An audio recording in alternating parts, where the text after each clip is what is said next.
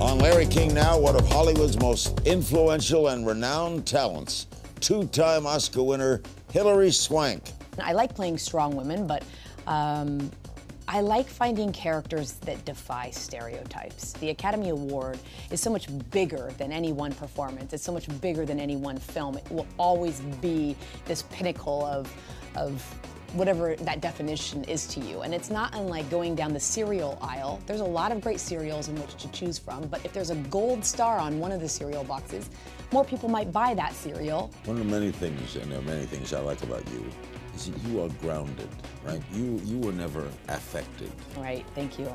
My dad is actually here watching right now, so he would take that as a nice compliment. There's one role in particular that I think was a big mistake that I didn't do. Two, but one specifically. When you saw it, yeah, did you go? Yes. Plus. To think that it had that type of impact. It's probably the most important movie I'll ever do, and it makes me emotional just to think that I could have even a small part in someone saying something like that. All next on Larry King Now.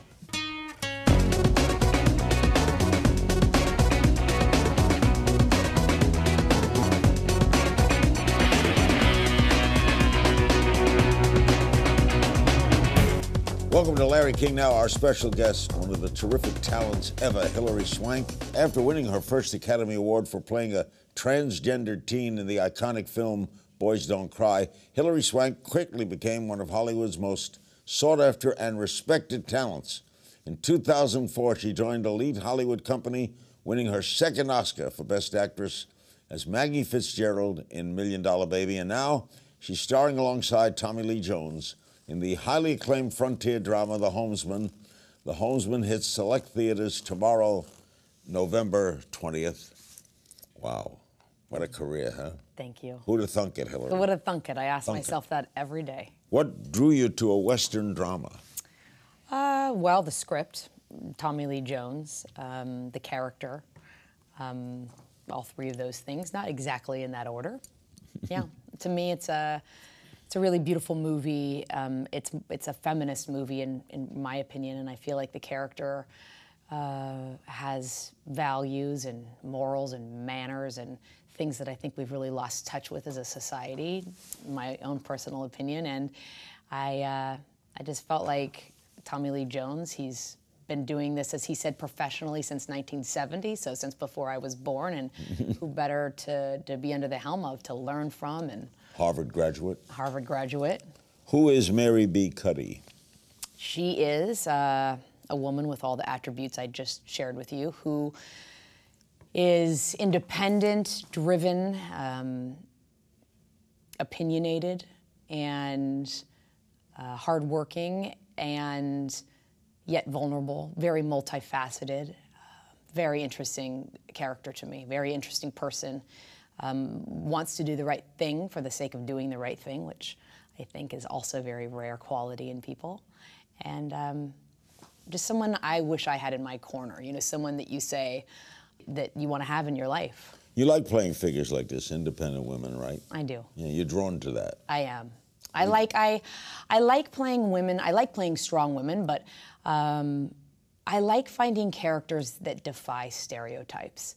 And I think that that's, people say strong women, and certainly they are, but women who remind you to not label, and like I said, stereotype. You work with Meryl Streep. How about the fact that it's been my dream to work with Meryl Streep? We're finally in the same movie, and we don't have one scene together. She's in this? She's in this. Not one scene. And she started, there were like 3 days, maybe 3 days, once I finished filming, that she was then filming, and we weren't even in the same state. So when I left, I couldn't even be a fly on the wall to spy on her. So you didn't get to, you met her? I've met her just through various things over the years and being in the same business, but... Where were you shooting? We were shooting in New Mexico, and she did her part in Georgia. I talked to Shirley MacLaine recently. She said Meryl Streep is the only actress she knows that totally becomes the person she plays. Mm-hmm. There's nothing Meryl Streep in each character. I would concur. But every actress puts a little of herself in something except her. Yeah, although I think in hearing interviews of her, she said there is a part of her in every character. There just, I think, has to be parts of. Did she make it disappear more? Well, I think that there's characteristics in everybody in general that we'll find in each other. Yeah, but yes, I mean, she definitely, I think, inhibits them in a way that no other can. Were you shocked when you won your first Oscar? Beyond. For a lot of reasons. One, because they didn't become an actor for that, but two, because this was the little movie that could. It was made for $1.7 million. Just the idea of anyone seeing it, and it was just very, I think it's always unexpected, but just with that small of a movie, and it was even more surprising. After winning one, is the second one like anticlimactic? No. What's it like? It's truly an honor, and it's something that you don't expect happening once, so happening a second time, it's almost like, is this really happening? Is this real? Am I going to be found out that one of these things is not like the other, and they're going to say, we didn't mean it, you know? Like that Sesame Street skit. But no, it's. I actually had such a really interesting conversation just not a week ago with Tilda Swinton, who was talking about what the Academy Award meant to her, because we did a question, actor on actor thing, and she was saying that the Academy Award is so much bigger than any one performance. It's so much bigger than any one film. It will always be this pinnacle of whatever that definition is to you. And it's not unlike going down the cereal aisle. There's a lot of great cereals in which to choose from, but if there's a gold star on one of the cereal boxes, more people might buy that cereal over some of the others. So she used that great analogy saying there's so many great films, but yes, isn't that great? Yeah. So the idea of winning an Academy Award just means that more people are going to see this movie that you've collaboratively given birth to. Where are your Oscars? In my house, in my bookshelf. More with Academy Award winner Hilary Swank right after the break. Don't click away.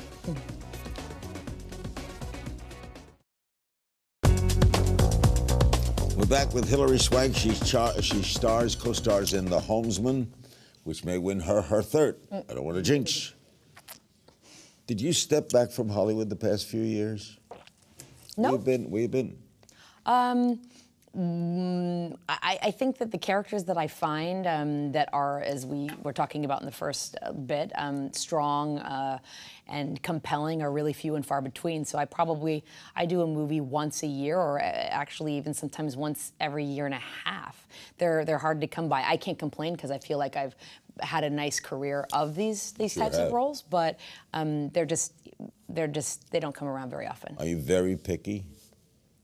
Well, I am very picky when it comes to how I spend my time, because I think time is so limited, and I want to be able to give 1,000%. So yeah, I'm picky. Why did you want to be an actress? I wanted to be an actress because, well, there's a couple of reasons. One, I love performing, but I think more importantly, I love people, and I love their stories, and I love what makes us similar, and I love what makes us different. And I found that as a kid, around 8 years old, that's the time in my life that I felt more like an outsider than any other time. And characters in movies and characters in books were having similar feelings that I was having. So I felt like they were my friends in a way, and I just wanted to read more stories and learn more about people because of it. Paul Newman told me once, any successful person in discussing his or her life who doesn't use the word luck is lying. I agree with that. What was lucky for you? Well, I also believe that the definition of luck is that old saying that preparation meets with opportunity. And I feel like it's so important to be prepared and do all of your homework and to go after things and to never sit back, never rest on your laurels, and do something every day actively to help pursue your goal. The residue of design. Yeah. I think about that every single time that I get that opportunity to collaborate with someone and telling a story, that it took somebody giving me that opportunity. One of the many things, and there are many things I like about you, is that you are grounded, right? You were never affected. Right, thank you. My dad is actually here watching right now, so he would take that as a nice compliment. You give them a lot of credit? I do. My parents are so down to earth. My dad is the salt of the earth. He treats everybody equally, and he has a strong work ethic. And as a true working talent. What do you make of this age of celebritydom, Kardashian, people who are famous for being famous? Well, does it bug you? I don't pay a lot of attention to it, quite honestly. It's not something, I don't buy magazines that glorify that stuff, and I'm not a very big social media type of person either. I don't own a television. I haven't for 10 years. So I hear the names. I have an idea of what she looks like and some of those people, but I don't know. I don't pay much mind to it. I feel like there's always been a fascination with celebrity in general from the beginning of time. It's just something. Moses was a big hit. Why don't you own a television? Well, it's never been a way that I've gotten my entertainment or that I've used to relax. It's just not been the form of those things for me. So I also have I'm better now, but I was never really good at just sitting down and doing nothing. If I sit down to read a book that I've been dying to read, I usually go, oh, there's a script I should be reading. I should be finding the next script for either my production company or for me as an actress. And so I have to learn to be more lenient with myself. But I don't know, television was just never something that I. You ever regret? But now I know I've heard from so many people that there's so much great stuff on television. The cable channel. That's right. Unbelievable. That's right. And on internet. But that's stuff that I can obviously get on my laptop now, and you can buy via iTunes and all of that. Have you ever regretted turning down a role? Yes, and I don't want to disappoint you, but I won't name it only because I feel like it is kind of rude to the actress that ended up doing it. Yeah, there's one role in particular that I think was a big mistake that I didn't do. Two, but one specifically. When you saw it, yeah, did you go? Yes. And the first one, even before I saw it, I went, that was not a very good idea. Yeah. But basically, you have no regrets. You've had an extraordinary life for someone 40, right? Yeah, I just turned 40, yeah. What does 40 feel like? It feels great. You know, it feels great because I finally got to this place where I realized that some of the things that I worry about, the insecurities that I have, that other people share them. Like, we all are going through our own personal self-crises here and there, and where when you were younger in your 20s and your 30s, you thought, am I the only one thinking this? You know, and now you just don't feel as alone in your stuff. The movie's The Homesman. It opens tomorrow. After the break, Hilary will reflect on her Oscar-winning roles in Boys Don't Cry and $1 Million Baby. Don't go away. We're back with Hilary Swank. She stars in The Homesman. You recently said there are two genders on this earth. Both are compelling, interesting, diverse, wonderful in all their own separate ways. And yet, there's an influx of male roles, and there's just not for women. Mm-hmm. You said that at the Loyola Marymount Open Forum. Mm-hmm. Is it changing? No, that's too soon ago. You just said. Yeah, I said that about 3 days ago. You know, I think there are moments when there are more opportunities for women, and depending on the year. But for the most part, every year there's compelling roles for men. It's just they're fewer and far between. Why don't women get? I don't know. It's the age-old question I think that everyone asks. It's one of the things now that I've been doing this over half my life, and it's one of the questions I get asked all the time. And I hear women getting asked all the time, and I'm not really sure. I'm not sure why that is, because like I said a couple days ago, both genders have equal interesting qualities. And there are more women than men. Yeah, that's true, too. How'd you get the part in Boys Don't Cry? Well, I know that's one of the models of the LGBT community, that movie. Did you aware that it was groundbreaking? I had no idea. If I had known that at the time, I probably would have collapsed under the enormous responsibility of that. Because as it was, I felt like it was an enormous responsibility just to play someone who had lived and, you know, been murdered so brutally and whose life was taken short because of their choice of whom to love or their questioning of their own sexual identity. So no, I had no idea 15 years later how much people would still be talking about it being this groundbreaking, kind of illuminating moment to start conversation about something. In the role, you were recently honored, I'm told, at Outfest with the Trailblazer Award. Yeah. How'd you feel about that? I felt honored beyond words. It's incredible when you get an opportunity where you grow as an artist. It's funny, that's the word that I keep going back to today. And yet you also become richer as a human being for it. You see life in a bigger way. It just blows open your own experience of how you see the world. And then to later go into a room and hear the person who is hosting the show say, you know, Hilary Swank is here, and when I was growing up and I was a teen and I was coming across questions about my own sexual identity, there was really nothing that I could look to, and then this movie, Boys Don't Cry, came out, and it saved my life. And to think that it had that type of impact, it's probably the most important movie I'll ever do, and it makes me emotional just to think that I could have even a small part in someone saying something like that. We recently had a panel, in fact, it played a couple of days ago on Larry King Now that discussed transgender community in America. Nick Adams, the director of communications for GLAAD, joined me, and he had the following to say. Watch this clip. As discrimination falls in the area of gays, is it falling in the area of trans? There's a long way to go. You can still be fired in 32 states simply for being transgender. So 60% of Americans currently live somewhere in the United States where if they simply say, I'm transgender, the boss can say you're fired and that's it.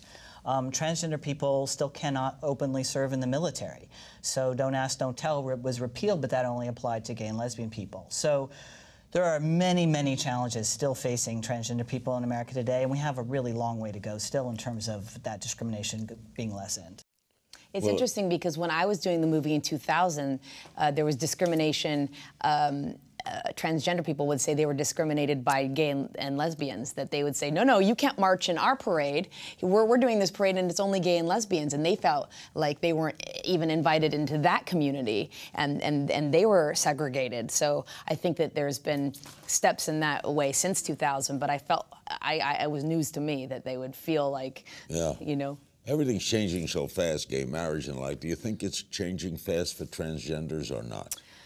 No, as your guest said, I think that it's been a long and hard road for equality in every area, but for gay, lesbians, and now transgendered. I was the spokesperson for the gay, lesbian, transgendered, and questioning youth at the Hedrick Martin Institute in New York City for 10 years after I did Boys Don't Cry. And I got to sit with these youth and hang out with them in a community, in an area where they had a safe place to go after school. And all of them told me, all of them, 100% of them told me that every single day they were heckled or, emotionally or physically abused in New York City. In New York City, the most diverse city in the world. So, you know, that was maybe 10 years ago. But no, I think we've taken steps forward and a step back and steps forward, but we do have a long road, I think, for that. Did you like $1 Million Baby right away, the script? Oh, yeah. I think it was probably the most perfect script that I've ever read. Paul Haggis wrote it. Not a word was changed. Not one word was changed. Even when, as I started training to become a boxer for the movie, I'm a southpaw. I'm left-handed. So I said, do you think we should say anything where anyone comments, oh, it's a southpaw? Because in boxing, the commentaries, they usually say something. And Clint was like, no. So that wasn't even added. Not a word was changed. Was it a challenge to prepare for that film? Yes. You had to think like a boxer, right? You had to go into training. Yes, I trained 4.5 to 5 hours a day, 6 days a week for 3 months. And by the end of it, I had put on 23 pounds of muscle.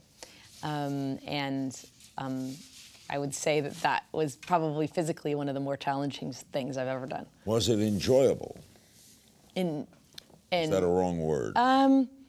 It was enjoyable in many ways. One of the biggest ways, because I like to challenge myself. I like a physical challenge. I grew up an athlete, so for me, when I get the opportunity as an artist, just with the character to challenge myself, but then have a physical type of transformation, I love it. So I would look back and say it was a painful, enjoyable, if that makes sense. Yeah, and Clint's special, right? So special. When we return, Hilary will take your questions. We'll play a little game of If You Only Knew, and the Homesman opens tomorrow. Don't go away. We're back with Hilary Swank. The Homesman will open tomorrow. She is hosting the first ever Fox's Cause for Paws. I love that. It aims to find homes for rescue dogs by Black Friday, which is next week. How did you get involved in that at all? Michael Levitt is a producer who came to me with this great idea saying, I heard you're an advocate for dogs. I want to pitch this to you. And we went and pitched it to studios, and Fox graciously took us under their wing and said, we love this idea. We want to make this show with you. It's the first ever of its type. 2-hour kind of dog-a-thon, for lack of a better word, but it's a live component. We shoot it in front of a live audience.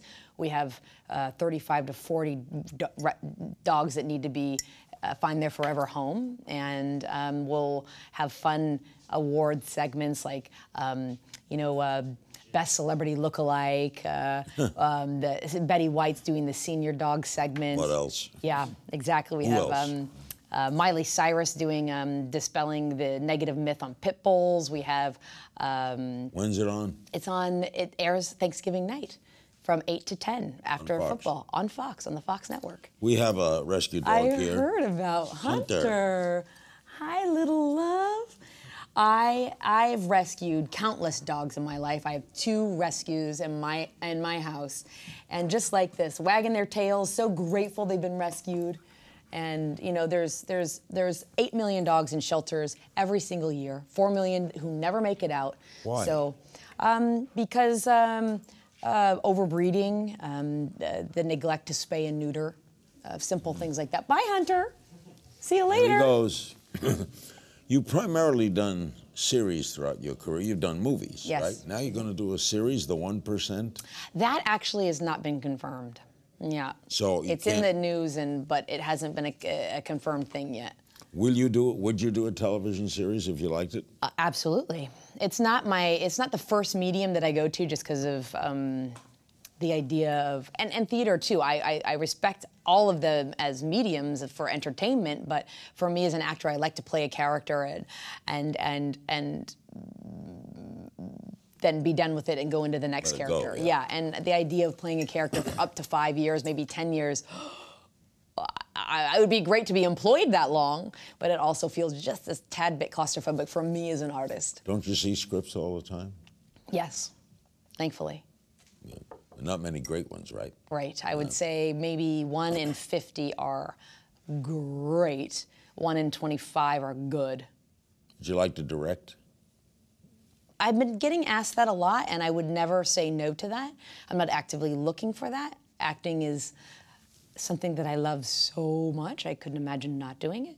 But I would be open to directing any way to be able to tell a story. I produce, so. We have some fan questions for Yes. you. Felipe Dumas Varon on Facebook. Where in the house do you keep your 2 Oscars? Oh, someone beat you to it. What's his name? Felipe? Felipe Dumas Felipe? Varon. Mr. King asked that already, but. No, you just said the house. Where? No, I said my bookshelf. Oh, you did? I Yeah, didn't. they're on my bookshelf. Molly Boring. Cutie tweets, what's your dream role? And who do you still want to work with? Meryl Streep, amongst 100 other people. And, oh boy, I feel like, I don't know, I feel like I've had such great dream roles. It's not like I actively search for anything. I just hope for great women roles. Me, Josh Fox on Twitter. Would you ever want to rejoin forces with Clint Eastwood again? Yes, and yes, and yes. Yes. Yellow JKT on Instagram. What are some of your favorite memories of the late Robin Williams in Insomnia? Unfortunately, we only had one scene together. That was but great. I loved that movie. Thank you. I was Al proud and honored Pacino's to be one part of of my that. best friends. He's so phenomenal. He's one of the greats, and so was Robin Williams. What a loss. What a great loss. He was the villain. And one of, I think, the most brilliant minds that I'd ever met. He was so well-read, and he was so articulate and smart that he would say things, and sometimes I wouldn't understand what he was saying until the next day, and I'd be like, oh, that's what you meant, and he would just laugh, because he didn't need for you to get what he was saying when you spoke to him. He just was sputtering brilliance all the time. That was a terrific movie. Thanks. Alaska. Yeah. Thank you, dear. Thank you. Always lovely to see you. A big thanks to our guest, Hilary Swank. Be sure to catch her new film, The Homesman. It's out in select theaters tomorrow. Oh, it is select theaters tomorrow. Aha. As always, you can find me on Twitter at King's Things, and I'll see you next time. I'll see you next time, too.